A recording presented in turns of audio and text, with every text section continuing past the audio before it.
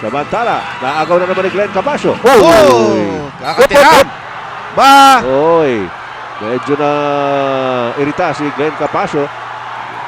At ito, nagpupumiglas pa si Glenn, ha? Talagang napikon siya ron, oh. Nabitawan ni Silas Mills. Another turnover here by Mobiline. Jerry Esplana, hinabol. Jojo ulit. Uy, nag-fumble. Pero nakuha niya ulit. Mabigat itong linalaro ni Jojo. Kay T. McLary, muntik na. Silas Mills, ayun na naman ang rebound si Silas Mills. Ayun, John Best, binigay kay Benji Paras. Magandang play yun. Between or among Williams, Best, and Paras. Benji Paras, down the middle, binigay kay John Best. Patalikod pa. Narito ngayon si Silas Mills. Magandang sidestep ni Silas Mills. Iniwanan si Chris Jackson. Wala magawa. Tumulong si John Best. Glenn Capasio ngayon. Pinipilit na sumaksak sa loob. Kinaliwa ni Glenn Capasio. Side. Ito na naman si Silas Mills. Sumasagitsit. Nabitawan na bola. Nakuha niya kay T. McLary. Yes! Pagkatapos po itong game number 5. Maya-maya lamang yan. Samantala, Tony Boy Espinosa pilit na inaagaw ang bola kay John Best at tatawagan siya ng foul. Dr. J, may gagawin kami sa December. Naku, December 10, nasa Thailand tayo. Siyempre, hindi naman ako pwede. Pero nakiusap ang ating kaibigan si Richie Tixon ng Shell na meron daw yung Philippine National Red Cross, merong hinihinging blood donation. December 10. 9 to 5 p.m. at the Tech Tide Auditorium dyan sa Pasig. Oy, magandang cause yan. Magandang magbigay ng dugo. Alam mo, pampalinis din ang katawan yan eh. Naalala ko yung the former president, si President Fidel Ramos. Si Joe Cantada. Every year. Joe Cantada, galon na riyan. Oo. Ikaw, nagbibigay ba? Minsan, pagka napipisil. Teka nga. Samantala, si Benji Paras nasa 4.5 meter line. 43-37. Medyo siguro na bigyan ng pep talk ni Coach Perry Ronquillo itong Formula Shell. Parang kakaiba yung laro nila nung first half. Nakausap nga natin yung kaibigan natin si Coach Norman Black. Sabi niya parang wala sa rhythm talaga yung Formula Shell eh. Siguro sinabi ni Perry Ronquillo, pag gano'n ilalaro mo Benji at saka Victor Pablo, wala tayong tatalunin dito. Wala mangyayari sa mga buhay natin. Naka-poste na tayo, mga taong kaya natin poste, hindi tayo maka-score, wala mangyayari sa atin. With Williams not also being able to be a big scorer so far in this ball game. No?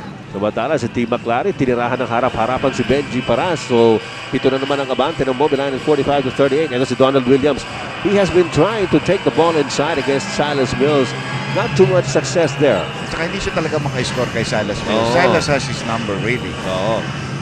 Samantala, T. McLary again against Benji Paras. Had to kick it out kay Silas Mills. Balik ulit kay McLary. Uy, nabitawan ni McLary ang bola. Si Jerry Esplana po mga kaibigan ay narito nga po ulit sa third quarter. Kanina maganda ginagawa nito sa first quarter. He had 9 points there until he committed his third personal foul in that very same first quarter. Ngayon lamang bumalik. And they've already used 3 guards at the point guard position. No? Fade away shot. Including Romel Santos as John Best goes about his scoring ways. And cuts the lead of Mobiline down to 5 at 45-40. Malayo pa po ito mga kaibigan. Nasa umpisa pa lang tayo ng third period. Magandang gabi po sa lahat ng ating mga suki sa Luzon, Visayas, Mindanao. Ito po si Ed Pixon para sa Vintage Television kasama si Andy Howe as Glenn Capasio fakes and passes it off kay T. McLary. Muntik na. Silas Mills. Ayun na naman ang rebound si Silas Mills. Well, talagang masipag rin ito si Silas Mills. He has 17 in the ball game already. 14 ang kanyang partner si McLary. Balik na naman sa isang 7-point lead para sa Mobiline. John Best kinuyog sa loob. Kontik na naman. Pero nakuha ni Alvin Teng ang rebound para sa Mobiline Phone Pals. Narito ngayon si Silas Mills. Magandang sidestep ni Silas Mills. Iniwanan si Chris Jackson. Wala magawa. Yeah, the big players of Formula Shell parang hirap na hirap sila maglaro dito sa Araneta Coliseum. Parang hindi sila makaratsada dito, hindi sila makakuha ng buwelo. Ito, nice pick there for Donald Williams but he just really won't fall for him, no? Kumalog nga pero hindi naman tumalubog pa loob. Ito si Tony Boy Espinosa. Nag-aabang si T. McLary ng pasa. He's up against Donald Williams. Inside the T. McLary. Tumulong si John Best. Glenn Capasio ngayon. Pinipilit na sumaksak sa loob. Kinaliwa ni Glenn Capasio. Ito, medyo linalayo na ng Mobiline ng kanilang laman dito. 11. That's the biggest lead of the ball game for either squad. And the defense of Shell does not seem to be able to stop this movement of the ball na ginagawa ng phone pass. Kung si Glenn Capasio sumaksak kahit na meron depensa, may problema ka talaga pag nasasaksakan ni Glenn Capasio. He doesn't usually do that. 4 seconds on the shot clock for Formula Shell. Donald Williams missing again from the outside. Ito na naman si Silas Mills. Sumasagitsit. Nabitawan na bola. Nakuha niya kay T. McLaren. Yes! So, nangangailangan na ng timeout dito ang Formula Shell. Problemado si Coach Perry Ronquillo. Early timeout in the third quarter.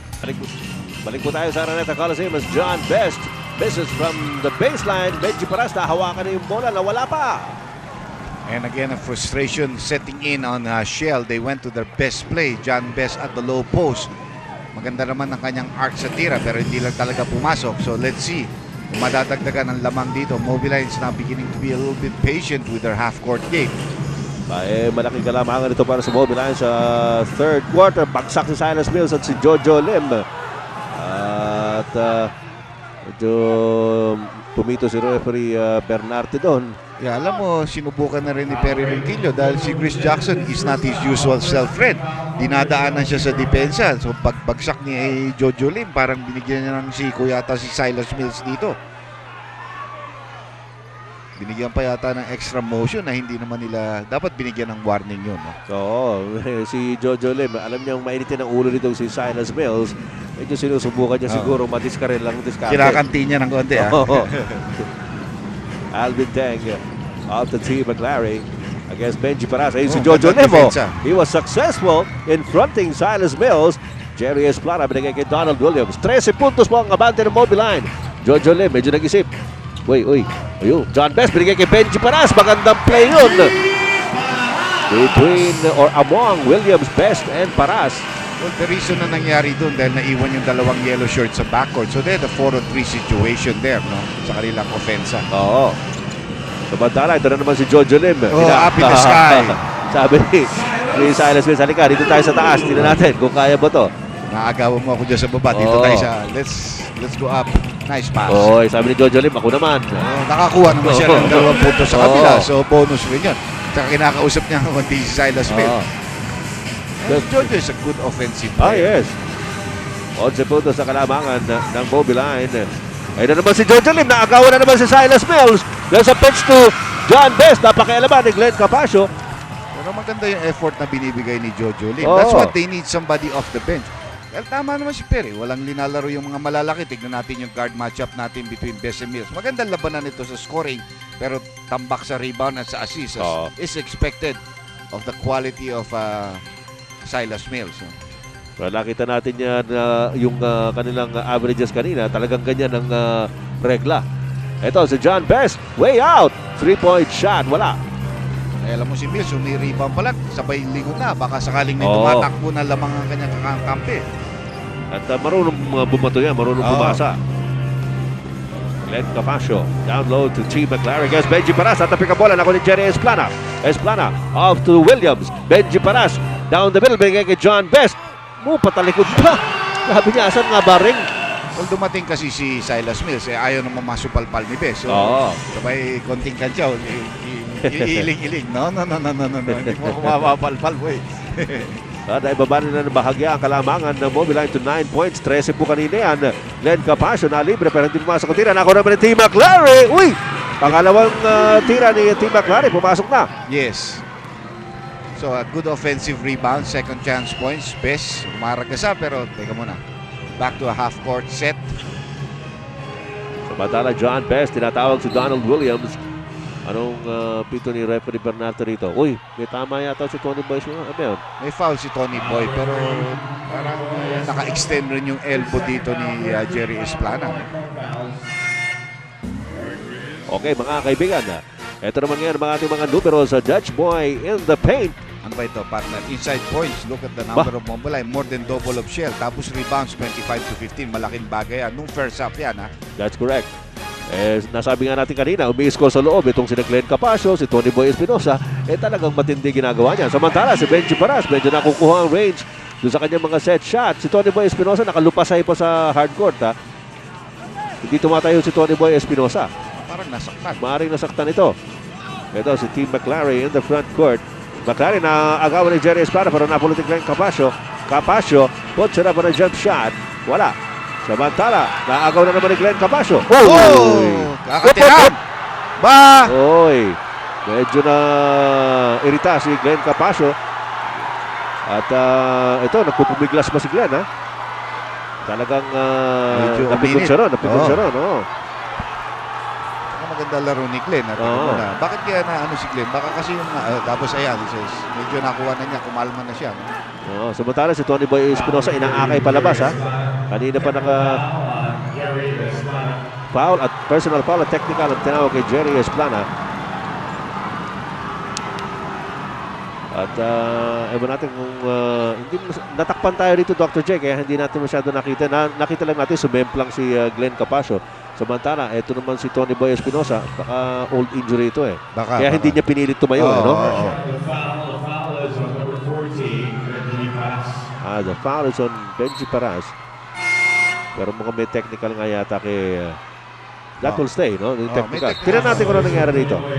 Ayun, binigyan ni Esplana. Kaya nag-react si Glenn Capasio. Meantime, Silas Mills is at the line for the technical free throw. Ito, isang ibang angle. Dito walang dumampot na green shirts ng bola. Ayun ang foul ni Benji Paraso. Tapos na yung play. Ay yung linabas ni Jerry Esplana yung kanyang paa niya. So parang pinapatin niya si Glenn Capasio na tama naman tatawagan siya ng technical foul. At medyo simbuyan ang damdamin ni Glenn Capasio. Yung reaction niya bigla, no? Pero nung lumaon naman, medyo tinaas niya yung kamay niya. Sabi niya, okay na ako. Meanwhile, a double team on Silas Mills. Glenn Capasio gets it back to Silas. Back ulit kay Capasio. Biglang tumira. Wala. Eric Reyes trying to get the rebound. Pero loose ball foul.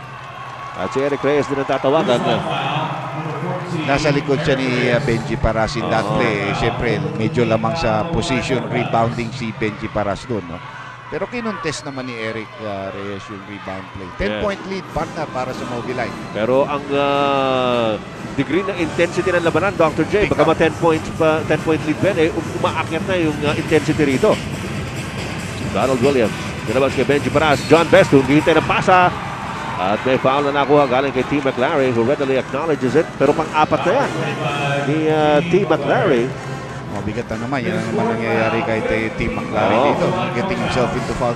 Alam mo, this series actually maganda. And of course, except for some of the actuations of the imports, is really devoid of a very physical defense. Ngayon lang natin nakikita yan. Talaga nag-gigit-gita na rito eh. Ito, si John Best, bumihit bigla. Up against 3.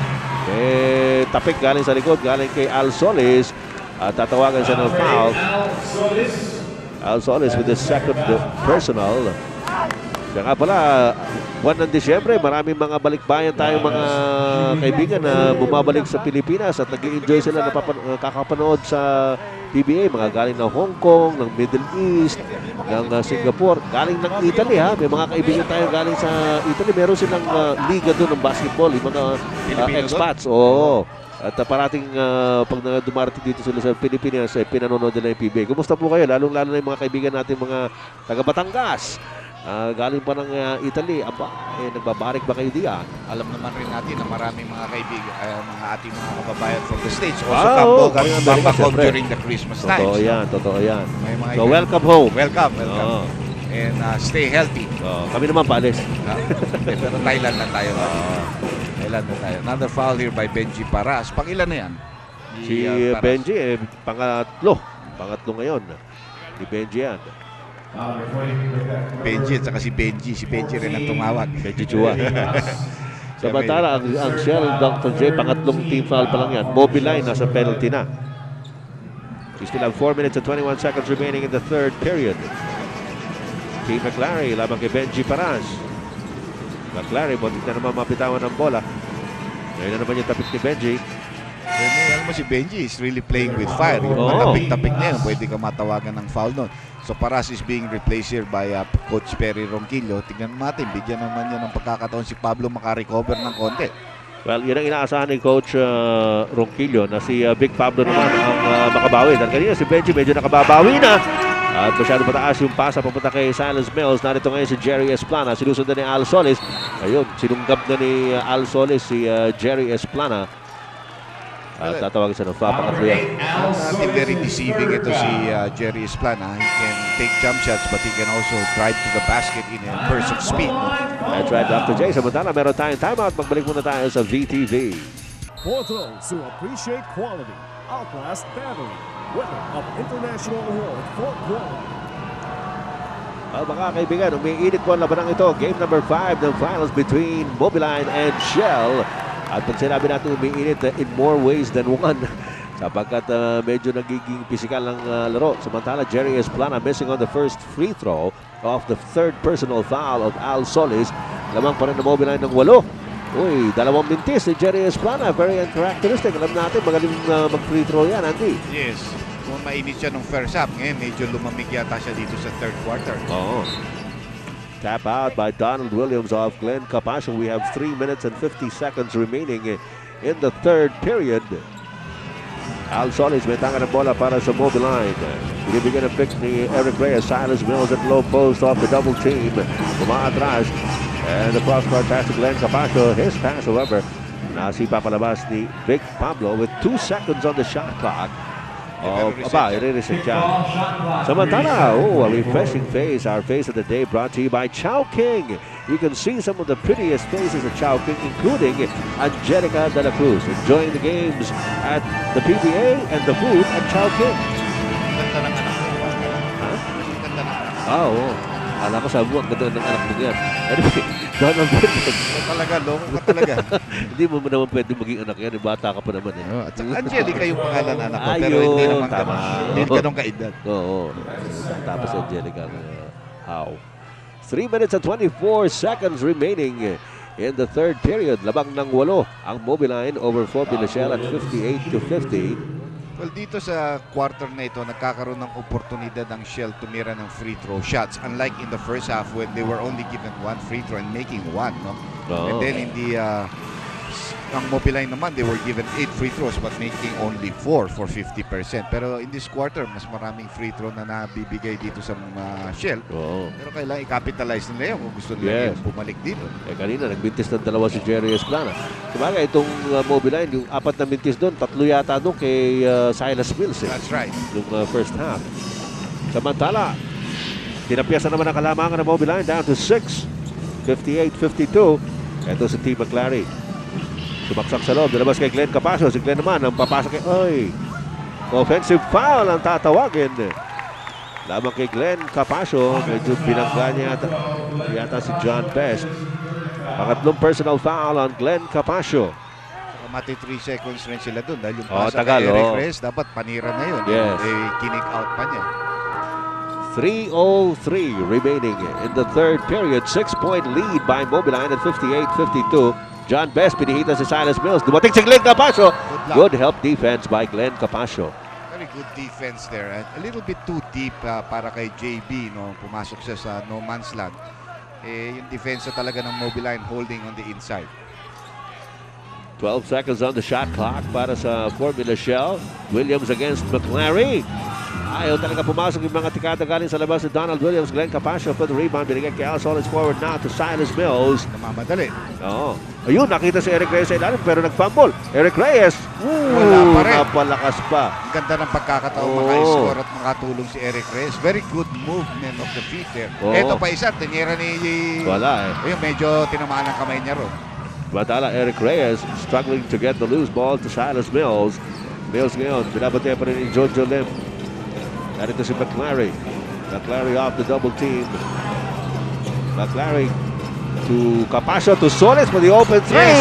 Yes, PLDT long distance shot by Al Solis. At bigla na naman lumobo ang kalamangan ng Mobiline to 9 points at 61-52. Kanina, 6 na lang yan. Narito si John Best against Silas Mills. Malakas na galaw ni John Best pero walang nangyari. Mills off to McClary. McClary sinasalubong ni Big Pablo. Ito rin si Williams tumutulong. Nalabasan naman kay Al Solis. Solis to Capascio. Off to Mills at low post against Jojo Lim. The kick out again to Solis. Ayaw. And it's outside for Formula Shell. A minute and 35 seconds left dito, partner. 9-point lead. Medyo Matagal nang hindi umi-score dito ang Formula Shell. They've had the opportunities, they've had the good looks, pero hindi sila umi-score. Pero ito problema ng Mobileye, Dr. J, sila pa rin ang mas maraming turnovers na ginagawa dito. Masyadong masakit yun. Bali 26 na yan, 19 na kanina, di ba? Hindi. Anyway, Donald, 14 kanina. 14. Plus 7, 21. Ito si Jojo Lim talaga pinahirapan rin si Mills. Ganda naman. Ang daming dinaanan ni Silas Mills doon. Ang dami niya sinigasaan. At nakatingin na naman sa referee, humingi ng foul. 9-point lead once again here for Mobiline. John Best labang kay Silas Mills. Power move by John Best. Nilabas kay Donald Williams. Williams hindi makasaksak. Jojo Lim puts it up. Dalawang baskets na dito si Jojo Lim. May kasama pang depensa, may opensa pa. No? At umi-score siya pag nakaka-score si Silas Mills. Halata natin. Sinasagot niya. So, oops! Nabitawan ni Silas Mills. Another turnover here by Mobiline. Jerry Esplana, hinabol. Jojo Lim, uy! Nagpapol. Pero nakuha niya ulit. Mabigat itong linalaro ni Jojo Lim. Magandang hugot ni Coach Perry Ronquillo kay Jojo Lim. Halos hindi nakapaglaro ito dito sa... Hindi pa. Ngayon lang naglaro sa series ito. Sa series. Gonzalo, mating na mabita. Another turnover by Mobiline. Tumatakbo na naman ang Formula siya. Jerry Esplana, biglang huminto. Hinintay si Donald Williams. 5 puntos na lamang ang kalamangan ng Mobiline. Down from 13. Williams with 2 seconds to go in the third quarter. Wala, pero ayun na, yung buzzer tumunog para po tapusin ang aksyon sa third period. Down to a 5-point lead by Mobiline. Down from 13, 63-58. Abangan po ninyo ang fourth quarter ng larong ito.